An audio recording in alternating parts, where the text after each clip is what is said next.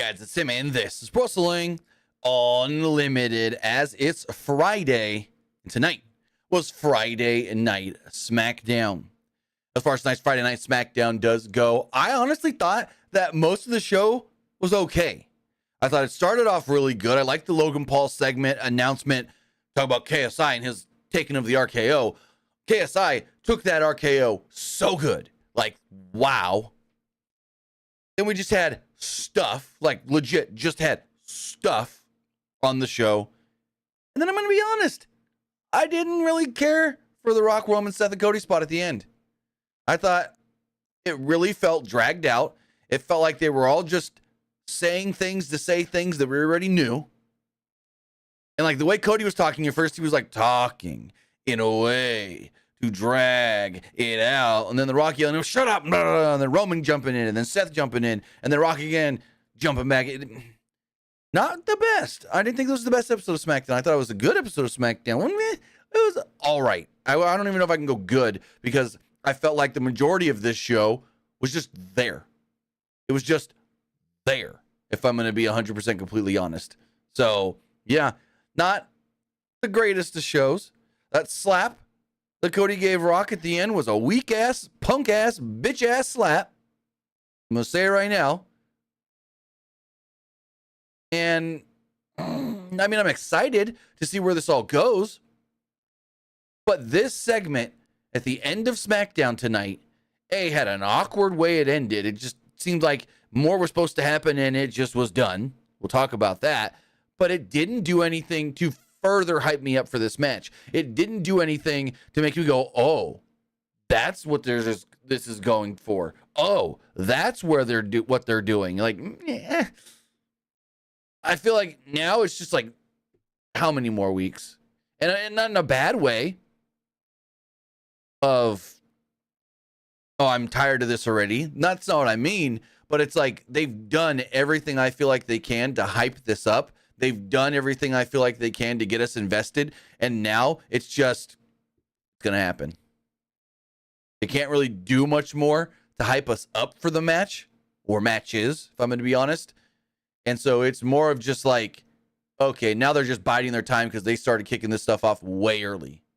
But we've got, let's see, how many more weeks to WrestleMania? WrestleMania is 4 weeks from tomorrow. 4 weeks from tomorrow is WrestleMania. So we'll see how it all does go down. Bangs, I just got your message. As soon as we're done here, Bangs and I are going to go live. Twitch.tv/TimmyBuddy, playing that new season of Fortnite that everyone's been jonesing for all day, because Epic said, nah, you ain't playing that game today yet. We're going to go down for downtime and be down for 19 hours. So following this, like not long after we're done with the SmackDown review, I'm going to jump on twitch.tv/TimmyBuddy, and we're going to play some of that new Chapter 5 Season 2 of Fortnite.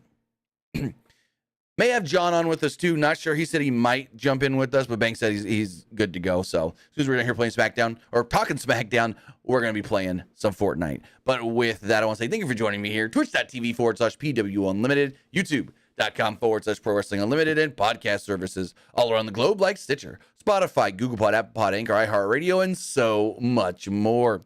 Remember, if you are watching live on Twitch, you can help us out a couple of different ways. You can hit that donate button down below, or be like Esports Gaming Rules 316 and donate Twitch bits in the live chat. Remember, Twitch bits, if you're watching on Twitch, get your comment or question or concern read live on the air. Esports Gaming says The Rock just got slapped by Cody. And by the way, did you see the Monet/Sasha Banks interview with Evan Mack, in which she teases a WWE return one day in the future? So I wonder AEW is thinking about the interview. So let me finish the housekeeping and we'll talk about that, esports. Remember also, if you're watching on Twitch, you can subscribe to the channel one of two different ways. You subscribe with a tier subscription, or you can subscribe with Amazon Prime, because remember, if you have Amazon Prime, then you have Prime Gaming. Prime Gaming gives us a lot of cool things like free games, free stuff for games, and you always get one free subscription to any Twitch channel you want to subscribe to throughout the month. And I'd greatly appreciate it if you did right here, Pro Wrestling Unlimited.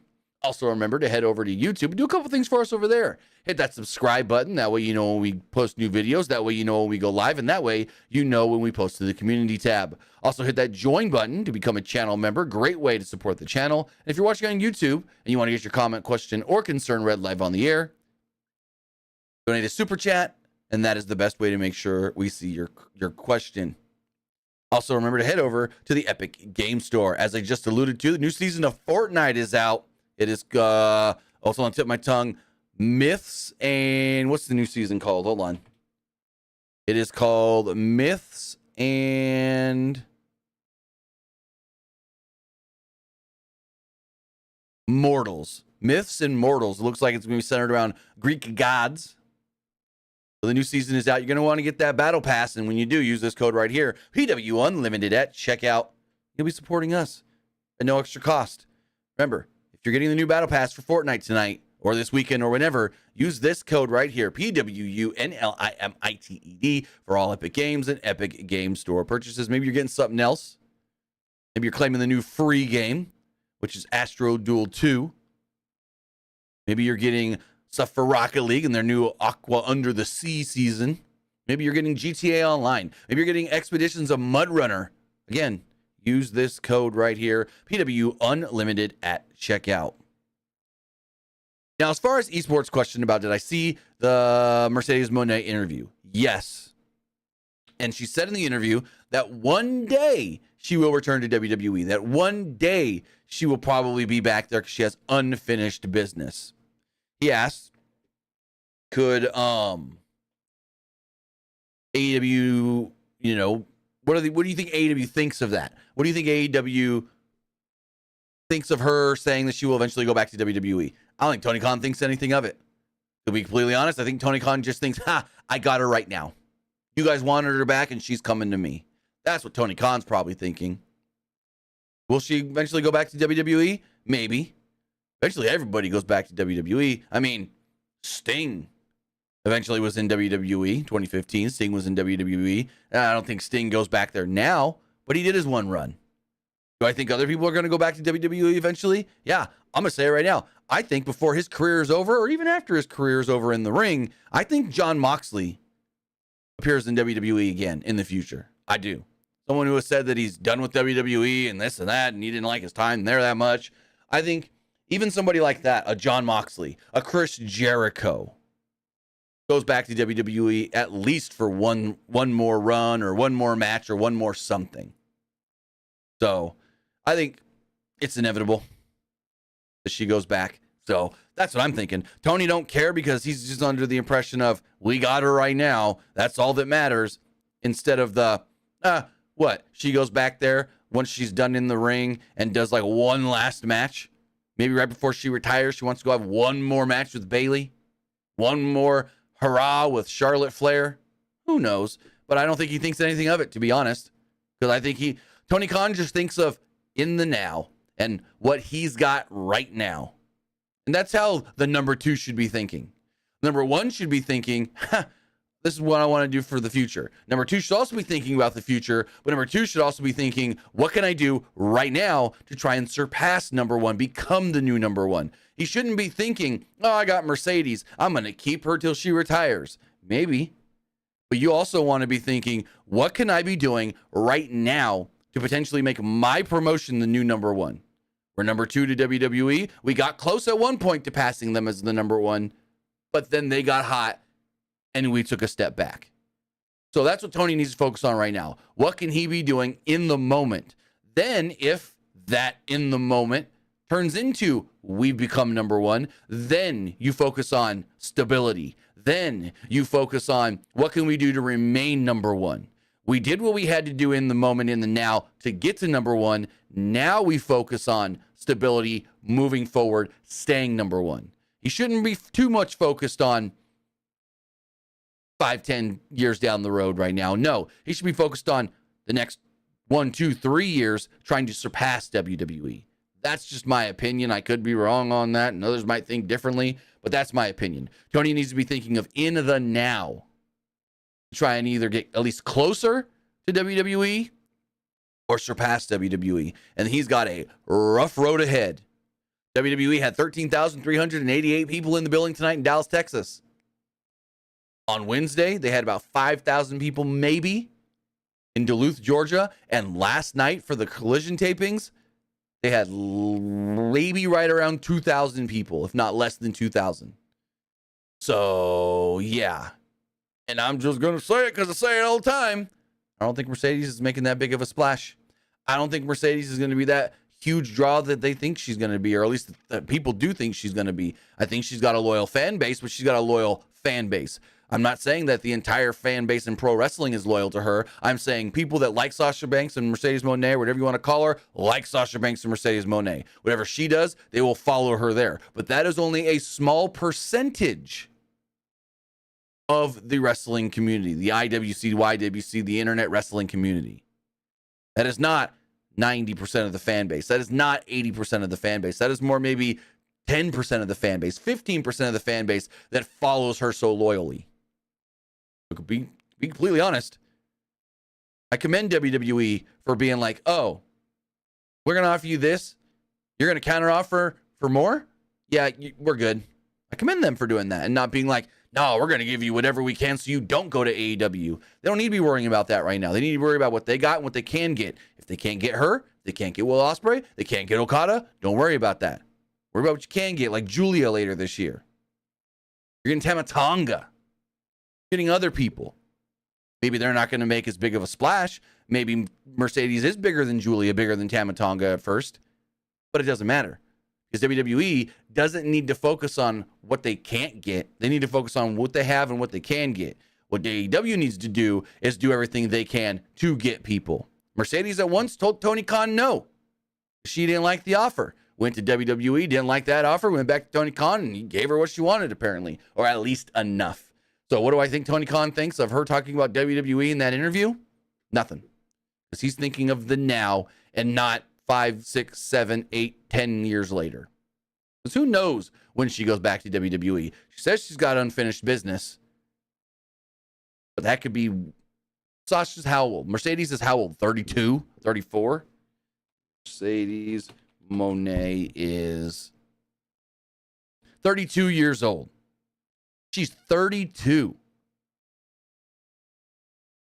Heck, she can retire in 4 or 5 years and then come back in like 5 after that and pull a Trish Stratus and just do one more small run in WWE. She can do 5 years in AEW, say I'm done. And then when she's 40, go. WWE wants a nostalgia act. WWE wants me to come back for a WrestleMania. Sure. There you go. There you go. As far as Smackdown does go tonight, they recap The Rock challenging Seth Rollins and Cody Rhodes for a match at WrestleMania. We then get footage of The Rock arriving in the arena. We get footage of Roman, Cody, and Seth also showing up backstage as Corey Graves welcomes us to the show. And the show opens up with the U.S. champion, Logan Paul. Logan Paul gets in the ring, loud boos and what chants. And he gets a little flustered. I will say, he gets a little flustered because they start chanting what at him, and he responds, I'm not doing that. Nah. No. What? Yeah, no. What? I'm not doing that. What? We're not playing the what game. I don't know if he did it on purpose or if it really, like, got him. Because that's the goal of it, to get you.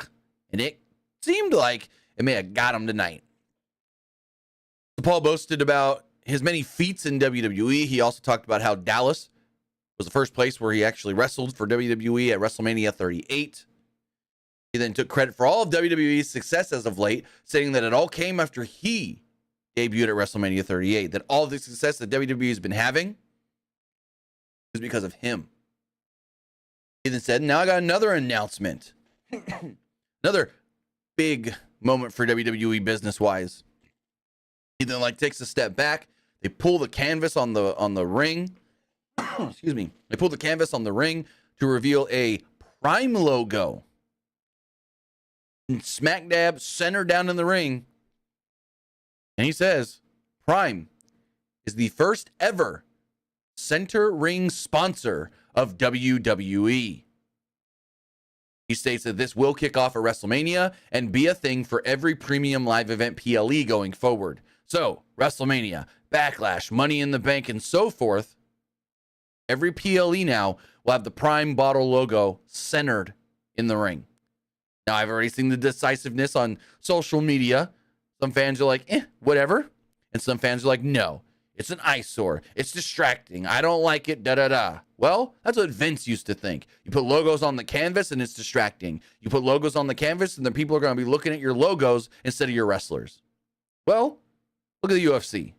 How often are you looking at the logos? How often are you not paying attention to the action in the octagon? Look at the stuff New Japan does. They got many logos on their ring as well. Are you paying attention to that? No. I think eventually we're just going to get used to it in WWE. Is it going to look weird at first?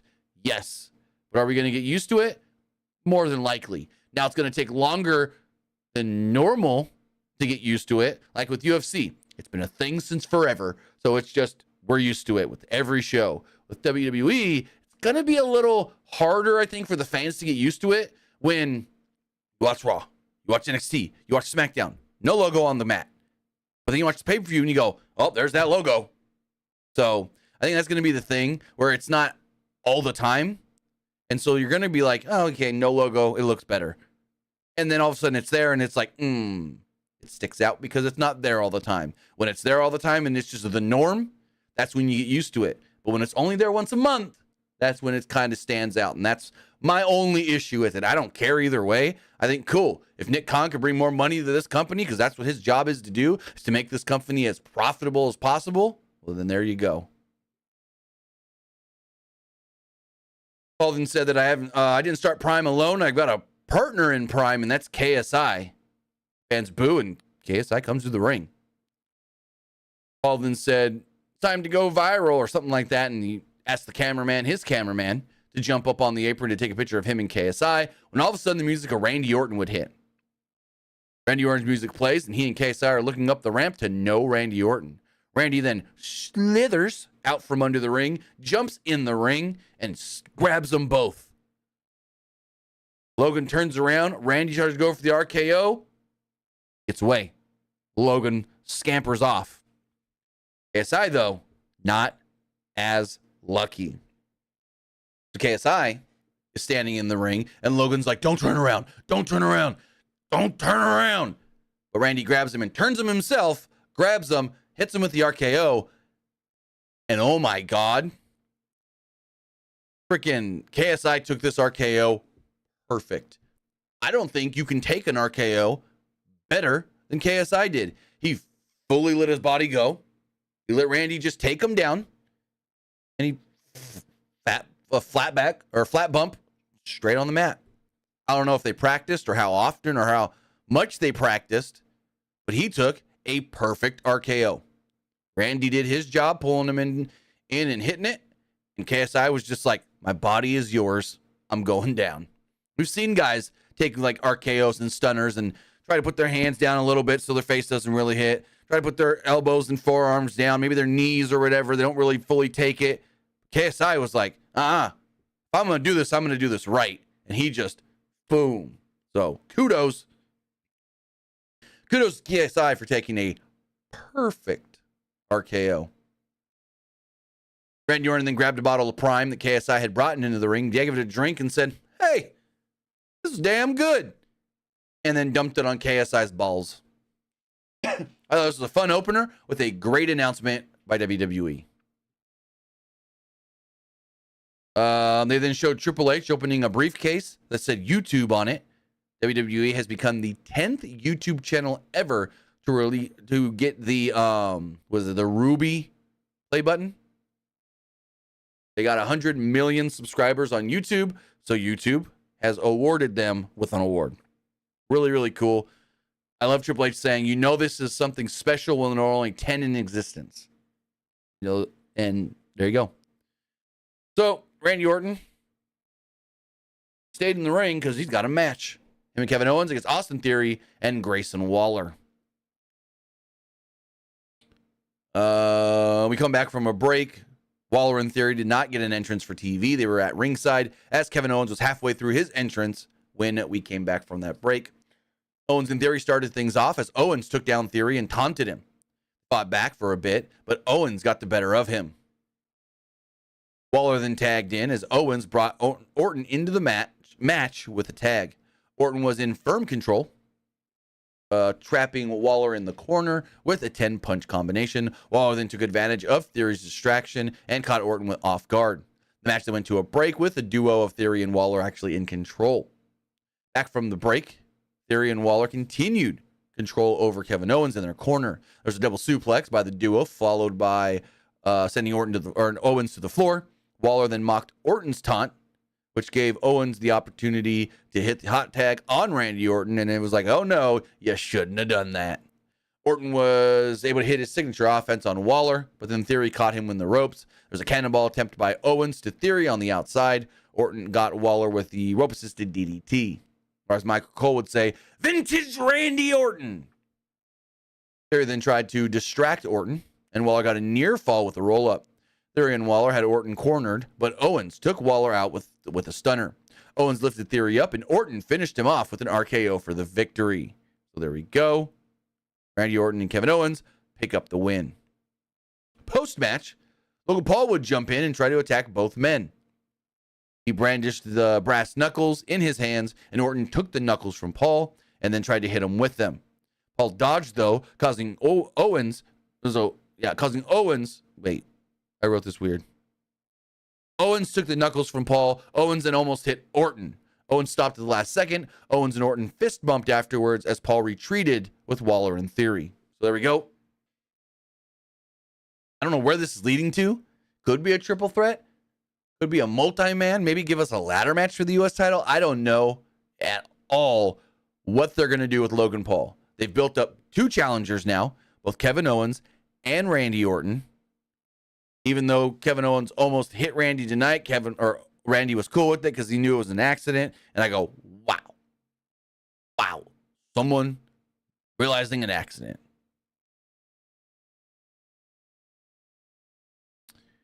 Banks, thanks for the heads up. I'll do that right now. So they show security backstage in front of the locker rooms of Rock and Roman, Cody, and Seth.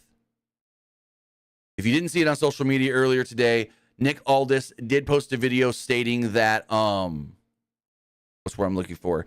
Stating that he has asked for extra security to be in the building, so that way nothing goes down between these four men before their, I guess you say, allotted segment on the show.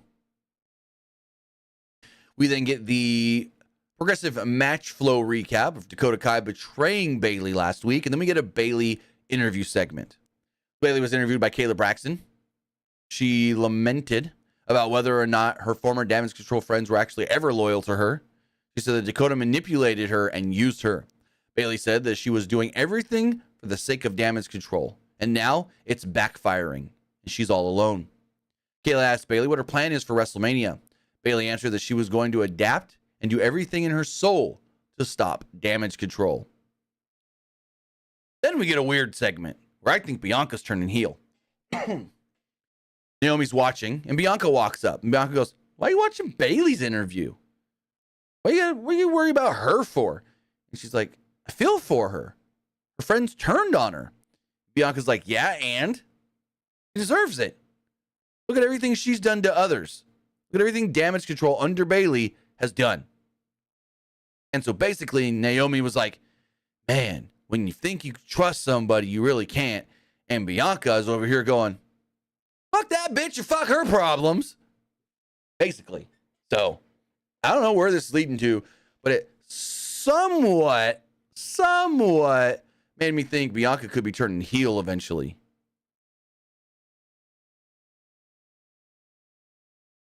So then we got Bobby Lashley and Karrion Kross. This was not that great. The two worked okay together, and the match ended in a disqualification. Kross and Lashley traded blows early on in the ring before Lashley took over in the corner with repeated strikes and shoulder thrusts. Kross answered with a hard suplex to take control. Lashley responded with a suplex and a clothesline to the outside. He threw Kross into the barricade and teased throwing Kross against the ring post before Scarlett would get in the way. which gave Cross the opening to escape and throw Lashley into the ring post instead as we go to commercial break. Come back, and Cross had Lashley in a submission hold.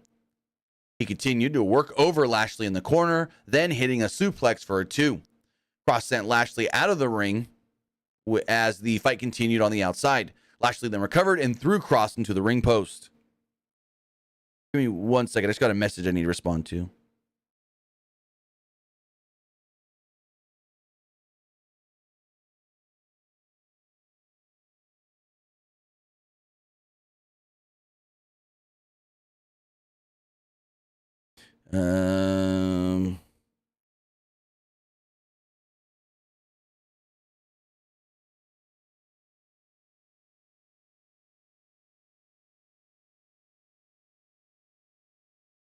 Gotcha. Apparently there was more that went down with Brock, Roman, Seth, and Cody after the show went off the air. So someone just sent me a message about that. So we'll talk about that potentially and whatnot. I can't show the footage. We might show the footage. We'll see.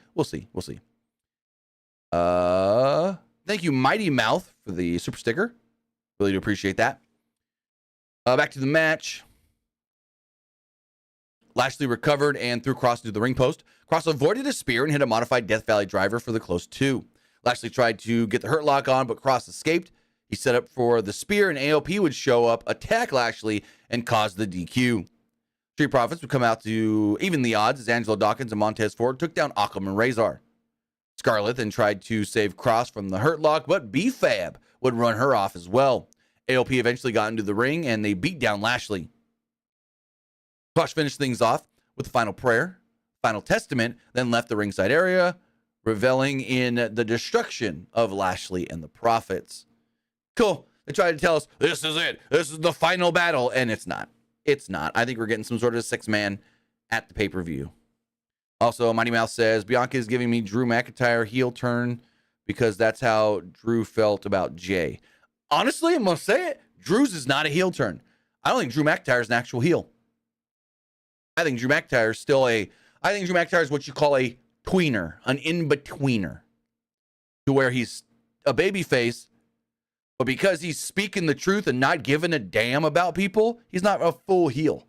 Bianca, I don't know where they're going with this, because this was a subtle tease. We've seen the Drew thing for about 2 months now, and I don't think Drew is a full heel. I really don't.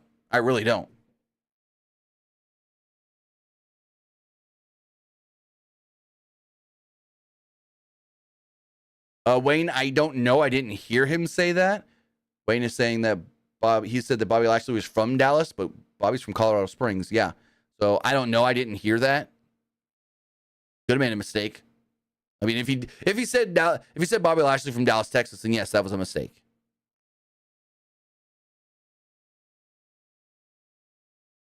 Bangs, mine says 47 minutes. Thanks for the heads up. Commentary then recap Rey Mysterio's return last week as we saw footage of Dragon Lee hanging out with the LWO after the show. We then go backstage. Dragon Lee was confronted by Elektra Lopez and the rest of Legado del Fantasma. She mocked Dragon Lee for thinking he could be the quote-unquote next Rey Mysterio. Like I stated, Legado then showed up and teased him and taunted him and called him a wannabe and said, you think you're the future of Lucha Libre? Yeah, don't think about it. Or don't think you are. They shoved him down. They really made him look like a dweeb. This really looked like the bullies punking out the smaller guy on the playground. Yeah, this wasn't that good. I didn't like this at all. They then showed us a graphic for the Hall of Fame class of 2024 featuring Paul Heyman, Bull Nakano, and the U.S. Express, Mike Rotunda, and Barry Windham. Here's all I'm going to say. I miss, and we haven't gotten these for a couple of years now, I miss the 3 to 4 minute hype videos when they announce someone going into the Hall of Fame. I really miss those. Come on. Give us those history lessons. Give us those career recaps.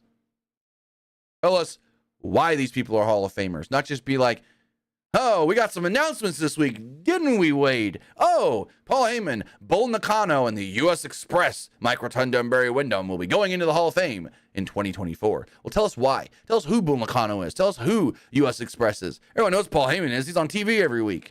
But some people may not know U.S. Express, Mike Rotunda, and Barry Windham. Hell, tell us that Barry Windham's already in the Hall of Fame as a Four Horseman, and Mike Rotunda has not gotten in yet. So I'm just going to say it again. I miss the old 3, 4, sometimes 5 minutes, depending on who it is, retro recaps, like retrospective recaps on here's why this guy's going in the Hall of Fame because of the accomplishments they had in their career.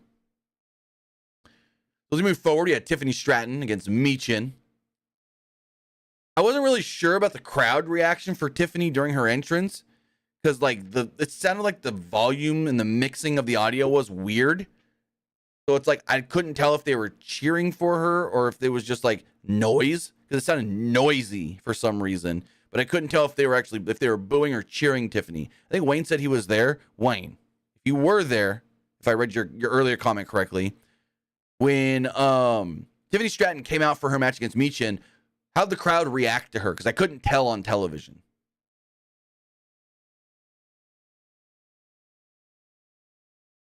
As far as the match, though, Stratton aggressively started things off going after Michin. It was an impressive cartwheel splash to the corner, followed by a running stomp by Stratton, only to get a near fall. Michin's back continued to be the target of Stratton with a running splash against the ropes. Michin countered and hit a suplex. She tried to go for the Styles Clash, but it was reversed into an Alabama Slam by Stratton. She then hit the PME, the prettiest moonsault ever, and picked up the victory with one of the better moonsaults she's done on the main roster so far. This moonsault looked great. Wayne says they were cheering for her. Okay, cool. I couldn't really fully tell on television. But yeah, Tiffany's getting over, and that's great to see. This was another great showcase for Tiffany Stratton tonight on the show. So we cut to a promo from AJ Styles in the back, and really another good segment here. He said that LA Knight didn't deserve to be in the same locker room as him. Styles was upset that Knight stole his momentum, calling him an underachieving, overrated loudmouth. And somebody needs to humble him. AJ would end this by stating, I am a phenomenal choice to do so. Then they cut backstage, and LA Knight is still caressing and cuddling his chair from last week. He's watching this segment, and then he gets pissed off and swings the chair at the TV. He then grabs the TV and continues to smash it and bash it and beat it until he, walks off. So, yeah, they're fully building up AJ and LA Knight for WrestleMania, if you didn't already know. See Tyler Bate in the back playing WWE 2K24. Pete Dunne then enters and doesn't say a word. Bate pauses the game and is like, hey, look, you're in the game. Hey, look, I'm in the game. Okay. I get what you're saying. I should stop playing the game, and we should focus on the tag titles. I'm going to go talk to Nick Aldis right now and figure this all out. He then hands the controller to Bate.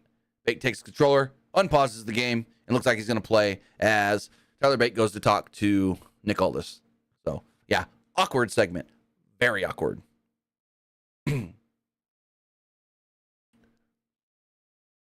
Dragon Lee versus Angel was up next. Lee floored Angel with a dropkick right as the bell rang. He got Angel with another dropkick in the corner. There's lots of fast-paced action here as the two really worked well together. Angel faked out Lee with a fake knee injury to take advantage at one point, and he sent Lee to the outside as we went to a commercial break. Back from said break, Lee was hitting a nice sit-out powerbomb on Angel. Lee quickened the pace, hitting a flurry of offense to take advantage. Lee climbed to the top rope, but Angel intercepted him. Angel then was trapped and got flattened with a double stomp, though. Angel rolled outside, and Berto tried to take down Dragon Lee. No. Got taken down by Dragon Lee with a dive to the outside. Back inside the ring, Lee got taken down by a nice super kick right on the button. There was a powerbomb attempt by Angel that was countered into a Hurricane Rana, and then Lee would pin him to pick up the victory. So Dragon Lee does defeat Angel, or as Santos calls him, Angel. Post-match, Legado del Fantasma would attack Dragon Lee. His commentary noted that the LWO, they weren't here tonight. Santos, Angel, and Berto slammed Lee with the modified triple powerbomb before standing over him in the ring. So, what? They're going to add another guy to the LWO? And so, where are we building to? The LWO now has 4 male superstars and 1 female. No. 5 male superstars and 1 female, as Legado has 3 males and 1 female. So if we're building some sort of like a 6, 7, 8 man, or not 7, but 6 or 8 man, who's going to join Legado? Because you've got on one side, you've got Ray, Carlito, now Dragon Lee, Joaquin Wild, and Cruz del Toro. On the other side, you only have Santos, Angel, and Berto. How's that even? 5 on 3. 5 on 3. That's 10 man if you want to do that. Still need 2 more on the other side. And please don't make it Andrade. I want Andrade to stay on Raw, doing his own thing away from all these other luchador guys. Then get a promo from Damage Control as Dakota Kai declared herself the real brains of Damage Control ever since the start. They bragged about how Bayley was never part of their ultimate vision, as Kai then challenged Bayley to a match next week.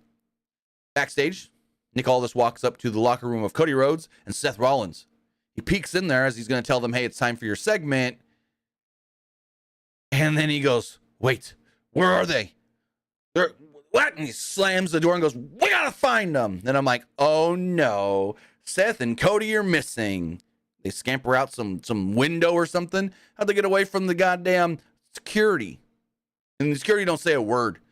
Nick Aldis is just like, come with me. And they all go to look for them. And then, yeah, they just appear later. Funny, but no real payoff, I would assume. Elite says, is Hugger Bailey back? I don't think Hugger Bailey ever comes back. I think this is just the new Bailey. This is going to be a new style of babyface Bailey. I don't think we get the ponytail, the headbands, the wristbands, the purple and yellow Hugger shirt. I don't think we ever get that back. Maybe they do something with it for like a nostalgia thing at WrestleMania for her entrance. But I don't think that Bailey, I think that Bailey is done forever. As far as like her character. Like she may do callbacks to that era of Bailey, but I don't think that's ever going to be a thing again. As far as next week does go, they did tell us that Bailey will be taking on Dakota Kai one-on-one, and Rey Mysterio will make his official return, even though he did return, last week. We'll hear from Rey, I guess.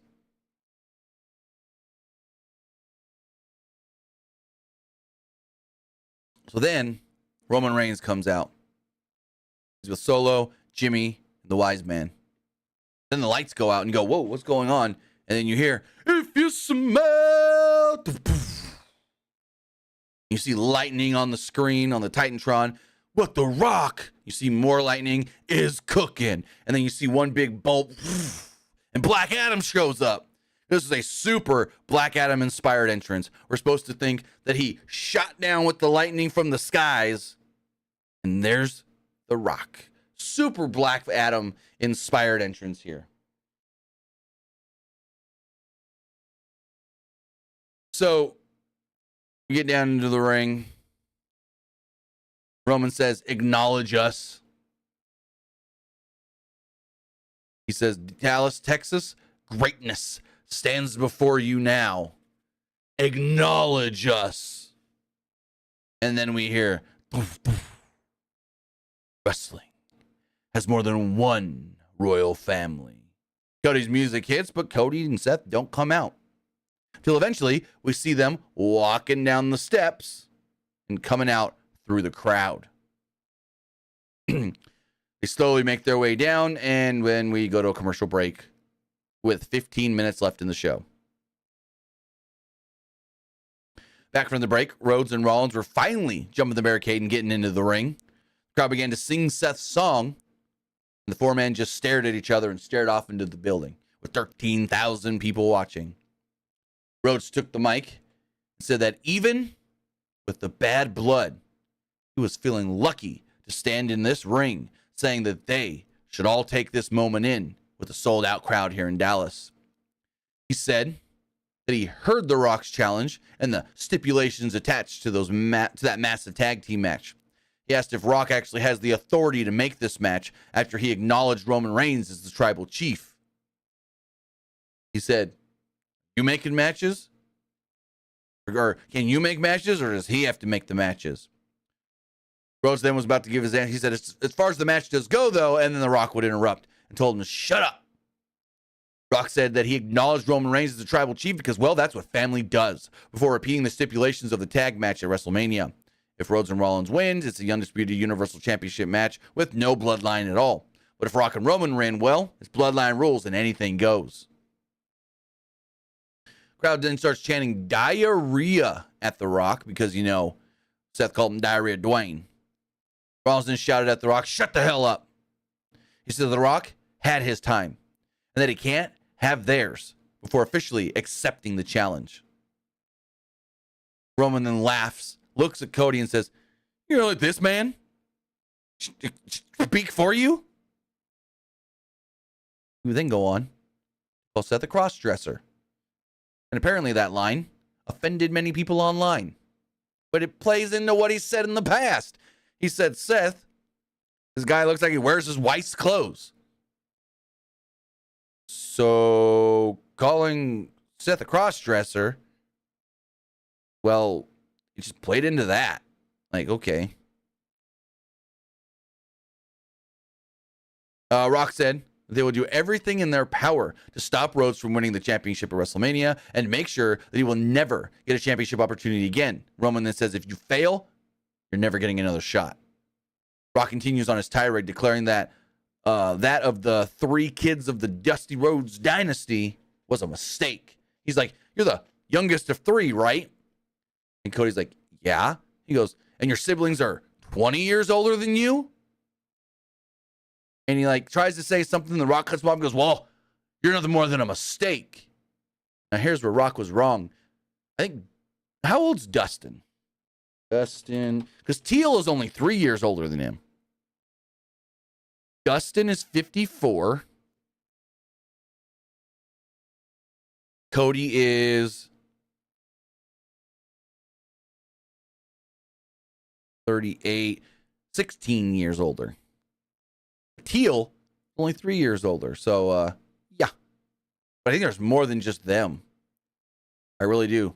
I think there's another daughter. I think Dusty had Dustin and a daughter with his first wife, and then Teal and Cody with his second wife, however you want to say it. So, technically, Dusty had 2 boys and 2 girls. How old's the oldest again? Let me see. Kristen Ditto. No age here on Google. But regardless, he must have just not thinking of Teal. He was just thinking of the older 2, I guess. I don't know. Calls Cody a mistake. It fires up Rhodes, and Rhodes slaps him. Slap didn't really feel that. The slap just felt meh. That's all it felt like to me. The Rock then bucks up. Roman kind of puts his hand on his chest. It's like, "Stand down," kind of thing. And then the show goes off the air. And that was it. Kind of a abrupt ending. And you would think maybe they ran out of time. My clock said 58. My clock said they had at least another minute. So, I don't know. But apparently more stuff went down after the show went off the air. So I'm going to read about that, because I did get sent a link here about what happened after the show went off the air. Excuse me. We're going to read this here from Wrestle Talk. Get that to load really quickly. Wrestle Talk does write. Viewers were left wondering how Dwayne responded to the slap when the show went off the air. Well, I've seen footage posted online by fans in attendance in Dallas. Not much. After the slap, Rock and Roman simply continued to stare at Rhodes and Rollins for a while. And it looked like Rock did say some words, but other than that, he simply walked off. And then you can see there's some footage from exactly what it was. Not much really out of anything. So, yeah. Whatever. Okay show, I will say. Just an okay show. Nothing super great, I would say. It wasn't bad, but it wasn't like, oh my God, you need to go see this show. But with that, that is everything that I thought pertaining to tonight's Friday Night Smackdown. Let's get the poll going on Twitch really fast. What did you think of Smackdown? I liked it. It was all right. I didn't like it. We'll do that there. Check out that poll in a moment. Let's go check the other polls to see what you guys thought of the show. Excuse me. So let's refresh these. So as far as the Threads poll does go, maybe there was no Threads poll. I thought I did a Threads poll. No. Threads poll didn't post. Let's check the Twitter poll. That one should have posted. 80% liked the show, 15% thought it was just all right, and 4% didn't like it. Looking at the YouTube community poll, 80% liked the show, 14% thought it was just all right, and 6% didn't like it. Basically the same. So in the comments, they always going, SmackDown always going to be A+, versus Epic Smackdown. Says it was so epic to see it in person. Oh, it's Wayne's comment. So epic to see it in person, and I had a blast. I rated it 9.5 out of 10. Another person called it an epic Smackdown. Looks like people liked it way more than I did. I thought it started good, I thought it started great and ended pretty good. And then the middle was all just there. But I guess either I'm wrong about the middle, or people just thought that the beginning and end were just that great. This person says loved it. This is wrestling. This person says I liked it. And this person says I watched it and it was good. The slap was wow on the people's champ. As far as the YouTube live poll does go, 83% liked the show, 14% thought it was just all right, and 3% didn't like it. Finally, everybody voting on Twitch liked the show. With that, guys, that is going to wrap everything up. I want to say thank you for joining me here. Twitch.tv/PWU Unlimited, YouTube.com/Pro Wrestling Unlimited, and podcast services all around the globe like Stitcher, Spotify, Google Pod, Apple Pod, Anchor, iHeartRadio, and so much more. Now, as soon as I can, I'm going to go live playing Fortnite. But I'm still sitting in a queue, thanks to Bangs for telling me to load it up now. I'm sitting in a queue that still says 29 minutes and 58 seconds. So as soon as that queue goes down, and as soon as it lets me jump on, and then me and Bangs can link up, then we'll jump on, we'll go live, and we'll check out the new season of Fortnite. Chapter 5, Season 2. With that, guys, see you guys in a little bit. Twitch.tv/TimmyBuddy. Have a good one, guys.